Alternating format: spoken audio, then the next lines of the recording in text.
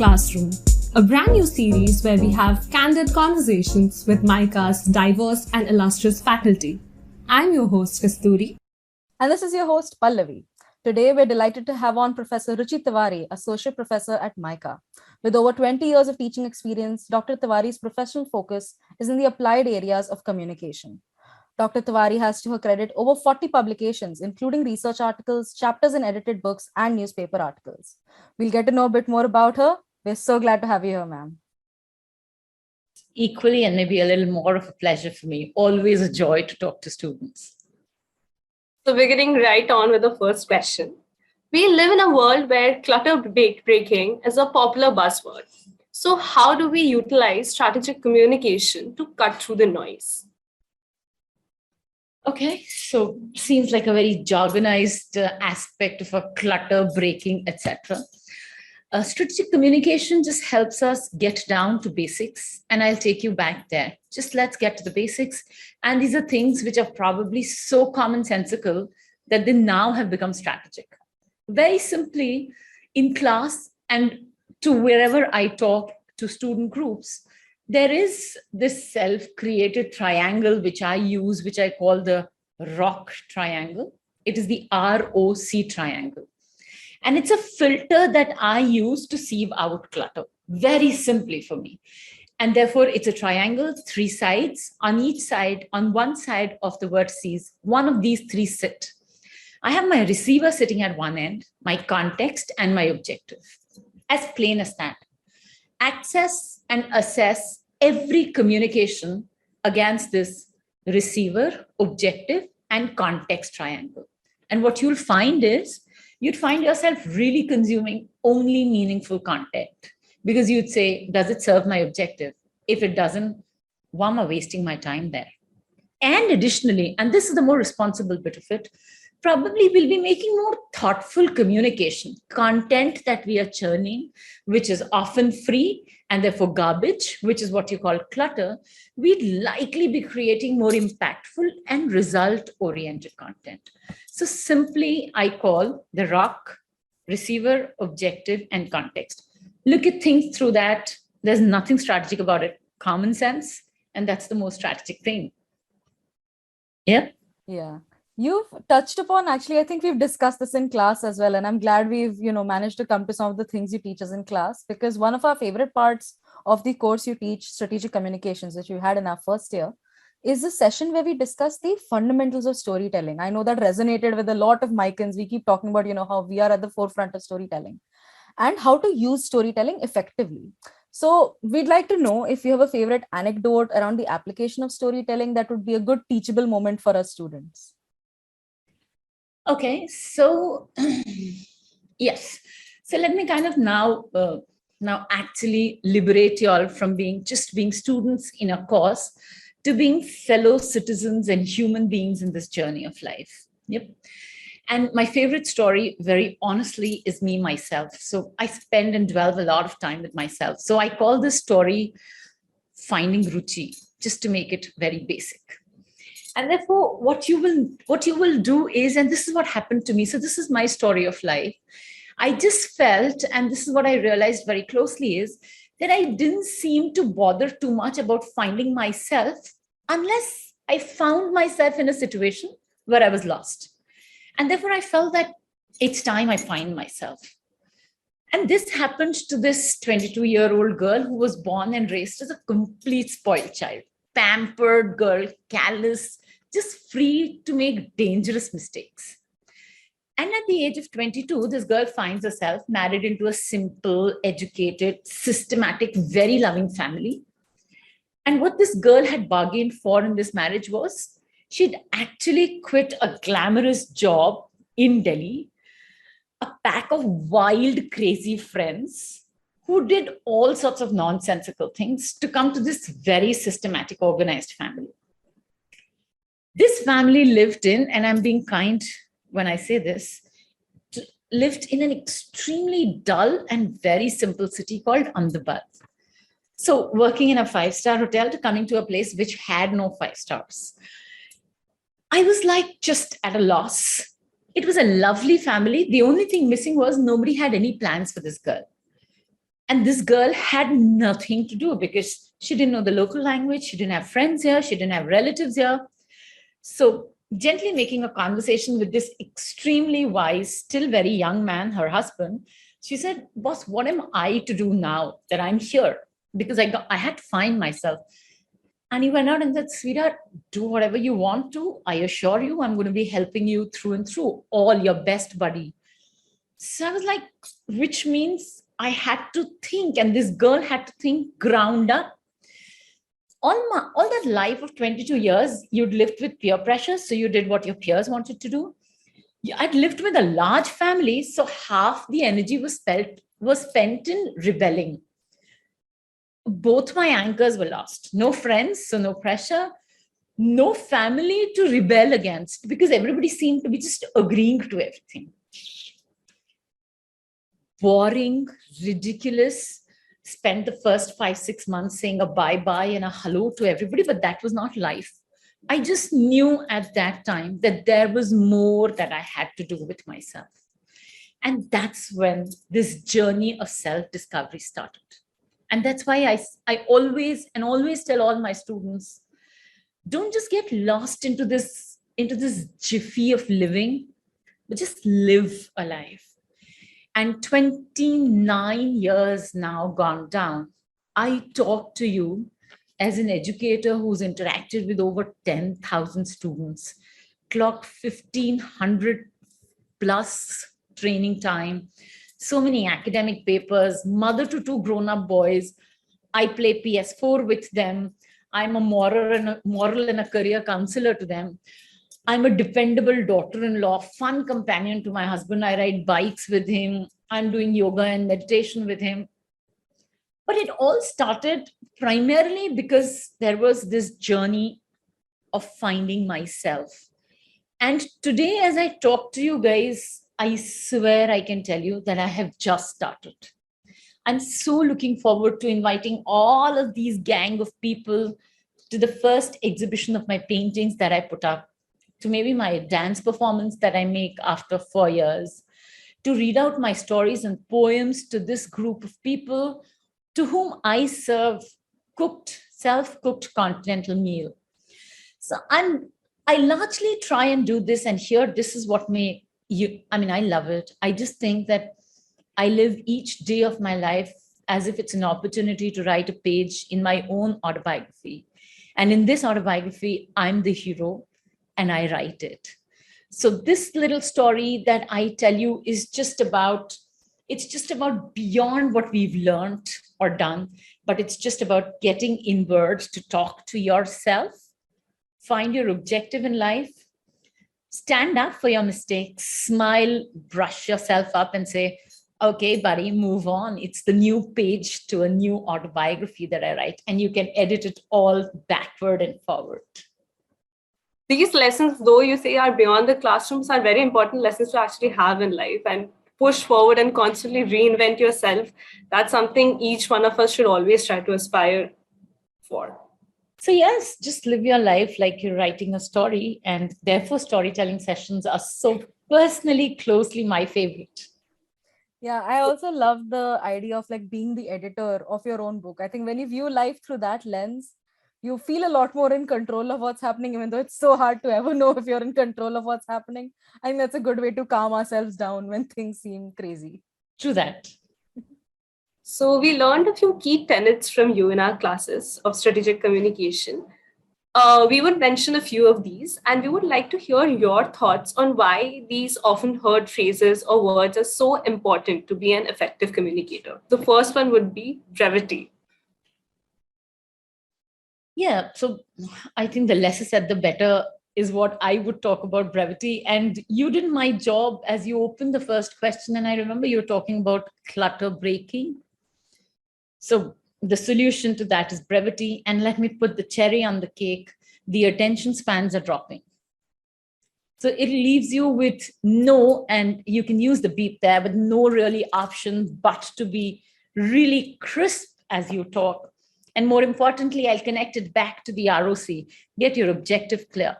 If you have your objective clear and you know that you have your receivers who are not willing to listen for too long, the only option left is just ensure that everything that you say abides by brevity. That's how I'd put it. That's very short and crisp way to actually define the term, keeping on the essence of the word itself. The second one is argue rather than assume. Yes, so these two A's are probably solutions to each other, as I would put it. So I would say that I would not only say articulate rather than assume, but more importantly, listen and articulate. Half the times, when your articulation is without listening, you've made some assumption. And the moment you make assumptions, misunderstandings are like a natural byproduct. And that's not a very happy space to be in. When the miss is understanding, not the best place. So articulate, but importantly, listen as you articulate. And if you listen and articulate, assumptions won't happen. They just go off the window because you've listened and not heard. That's important. And we've got to listen. We're often not doing that. We're hearing a lot and we're jumping on to talk a lot. That the beautiful piece of space, which is listening, is going away. So articulation actually is just too far-fetched. We just banter, making a lot of noise, and then fighting about the noise that each one have made, and then clarifying the noise, saying, I never meant what this means. And therefore the trolls and la la la and all of that. So not getting in that space, just keep it simple, right? Don't assume before you speak, which we like to call articulation. Listen, your speech will turn into articulation. Yeah. Okay. And finally, the last one is set the context of your communication. Let me This is use something you've talked about a lot, I remember from the classes. Yes, so let me use the lingo of the generation. Can you bring me to your page, is what you say. Let me bring you to the page. I hope we are all on the same page. Let's just patch in, right?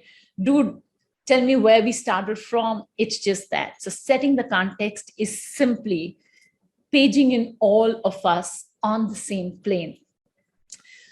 So simply, remember when we run races, and very often when we communicate, we seem to be running a race, right? We seem to be outperforming the other. But a fair race is when everybody starts at the same point. And therefore, to start at the same point, it's a beautiful idea that even at the cost of just taking that 30 seconds to recap, we're all together. And the moment we're all together, then it's our potential, it's our experience, and it's just your dedication to your receiver that will decide how well you communicate, how effective you are. So not compete, but collaborate. To collaborate, the moment you'd collaborate and you're looking at your receiver as your teammate, you'd say, okay, I think you're losing out on something. Let me pull you in here also.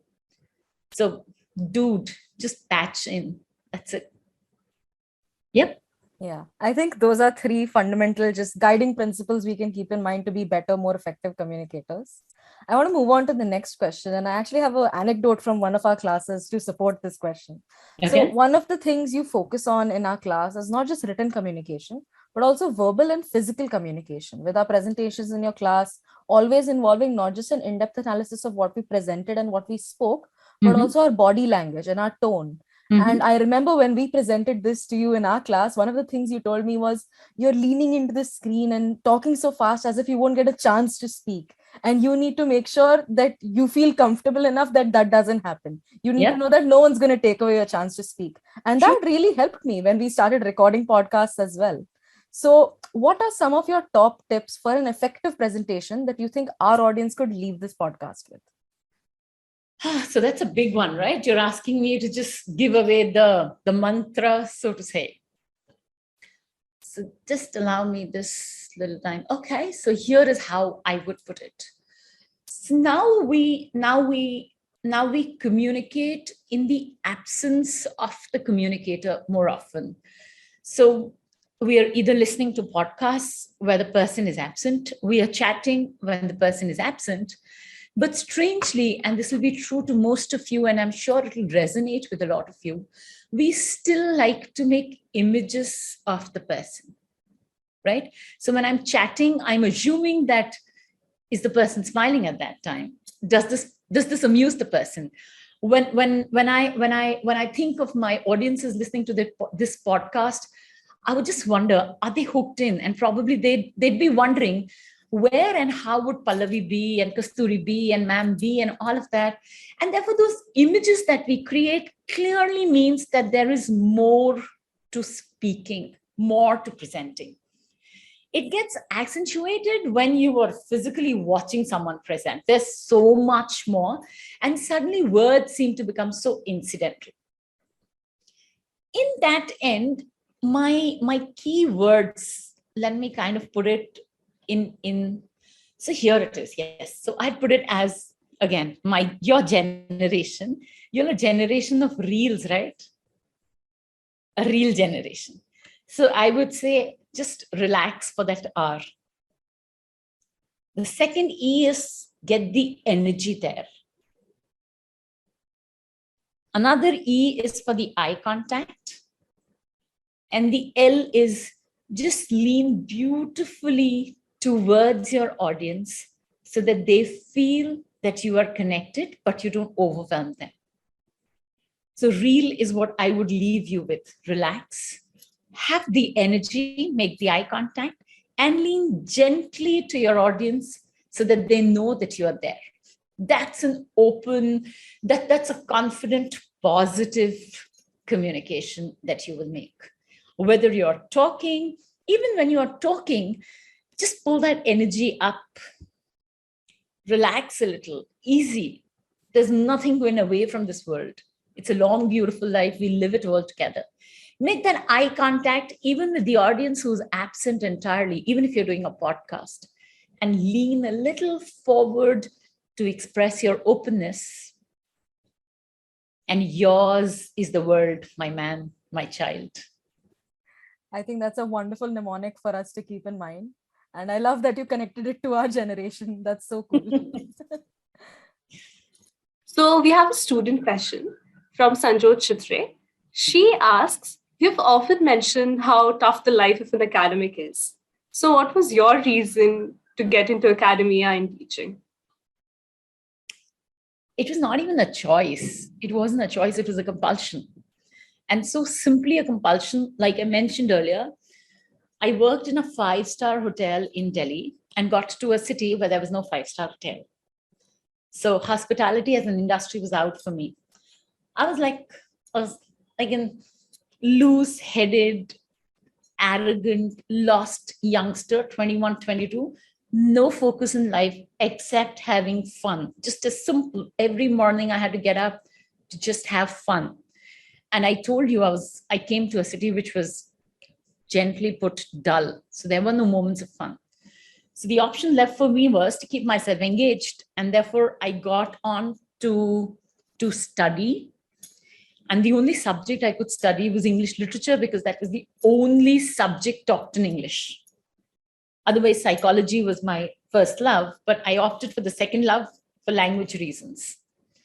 Having done that, I stepped out to again find myself. And yes. And I was married at that time. So lots of people whose izzat I had to keep, right? So I was a daughter-in-law, I was a wife, apart from my parents. So I had to justify that my genes were also an intelligent one. Put together.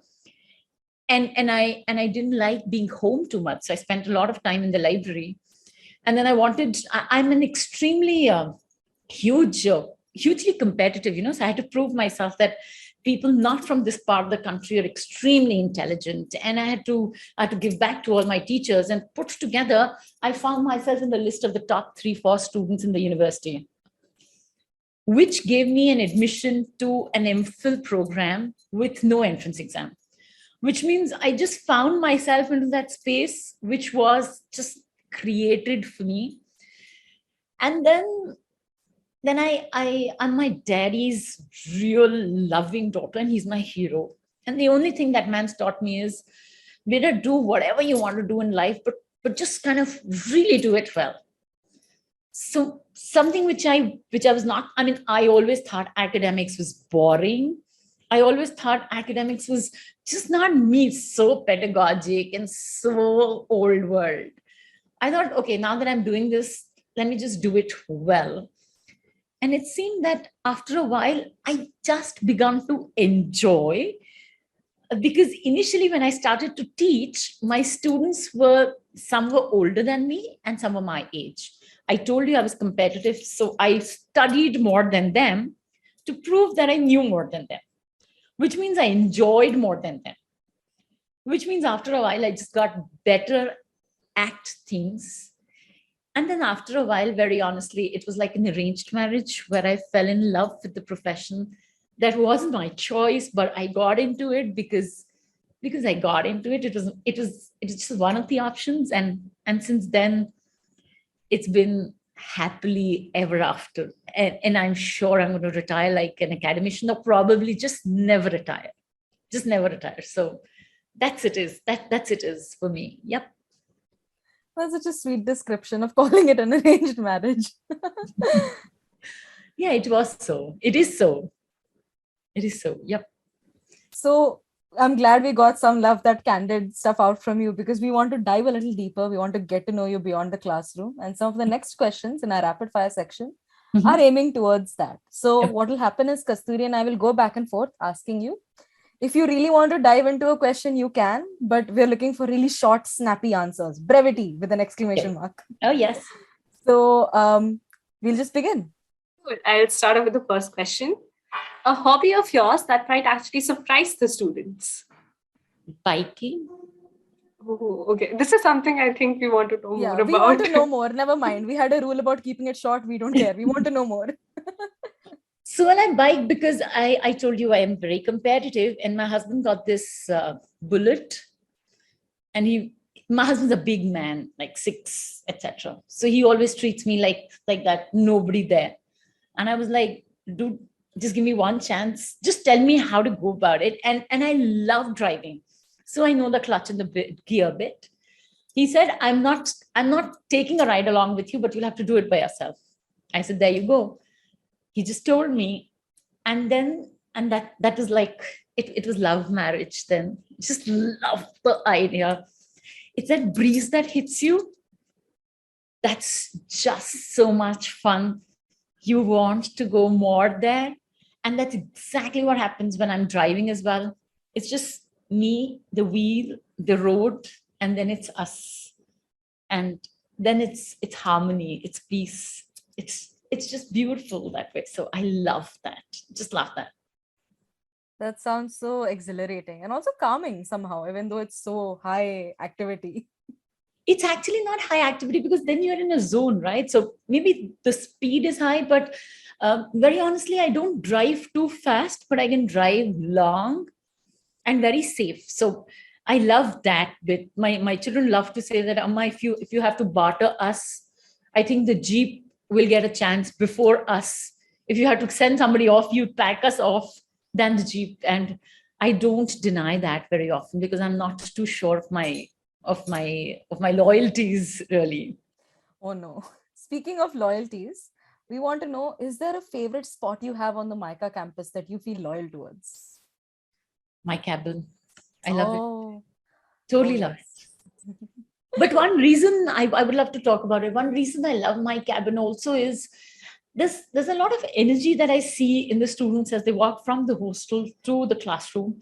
And I have that vantage view when I see them with bananas going to the classrooms and walking back with banana peels. So I can really, from a distance, tell you how interesting or not interesting this session was, seeing the students walk in and out. So that's another reason why I love that campus, apart from the volleyball and the peacocks and all the other things that MICA has. This is one unique view that only I have. A lot of other faculties don't have that. I think it's really amazing that you have like your finger on the pulse of MICA from that little window in the cabin. That's really incredible. Yes, and that's a room with a view, therefore. Okay, a book that you would recommend to our listeners. Right now, probably read The Outliers. Just finished that. Tuesdays with Maury is another of my all-time favorites. A must-read for everybody because it just kind of gets you to get a handle of life really well. Really, really well. So Outliers is the one that's just out. And otherwise, Tuesdays with Maury is my go-to all the time. And what's one thing that has stayed the same in MICA from the year you joined till today? It's, I think, the love for the students and the bonding that the students and the faculties have. I think that's something which is really unique to MICA because I've worked at a lot of other places. And this relationship is really, really special because it just lies between formality to being too casual.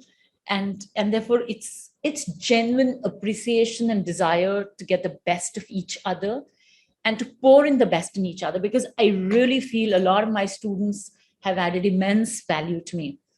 Just at times asking questions, which may at times to several people may feel this doesn't even relate to the subject, but those conversations are when I see a human being talking to another human being, and therefore two lives talking to lives. And I think that's one part of existence which I love. That was such a sweet note to actually end this podcast on. And thank you so much, ma'am, for joining us on this podcast. We had a lovely time talking to you and getting to know so much more about you than what we have just learned from the classroom interactions. It is equally a pleasure. Sheer joy. And you all have been lovely children. Thank you so much, ma'am, for joining us. We had a great time. Thanks, Pallavi. Thanks, Kasturi. Bye-bye. All the best. Enjoy.